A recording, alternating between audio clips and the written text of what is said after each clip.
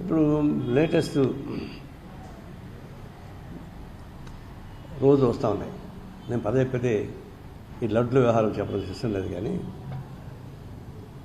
అసలు ధార్మిక సంస్థలకి, టీటీడీ బోర్డు కావచ్చు, ఇంకోటి కావచ్చు, ధార్మిక సంస్థలకి వ్యాపారస్తుల్ని, కాంట్రాక్టర్ని వాళ్ళని పెట్టడం ఏంటి? అది ఇప్పుడు పెట్టాను, ఒక అన్వాయితీ వస్తూ ఉంది. నా ఉద్దేశం ధార్మిక సంస్థలకి ధార్మిక సేవ చేసే వాళ్ళు ఉండాలి, కానీ ఈ కరప్టెడ్ రాజకీయ నాయకులు, కార్పొరేట్ అధిపతులు, కాంట్రాక్టర్సు వీళ్ళందరూ చైర్మన్ చేస్తే దేవుని కూడా వ్యాపారం చేస్తారు వాళ్ళు. సహసిద్ధమైంది రెస్పెక్టబిలిటీ ఏముంటుంది? అనేక వస్తాయి ఇట్లాంటి ఇంకా వస్తూనే ఉంటాయి. అందువల్ల తక్షణం గవర్నమెంట్ ఇలాంటి సంస్థలకి కాంట్రాక్టర్స్ని, కార్పొరేట్ వర్గాల్ని చేయడం ద్వారా అది పవిత్రత కదా అపవిత్రత అయిపోతుంది.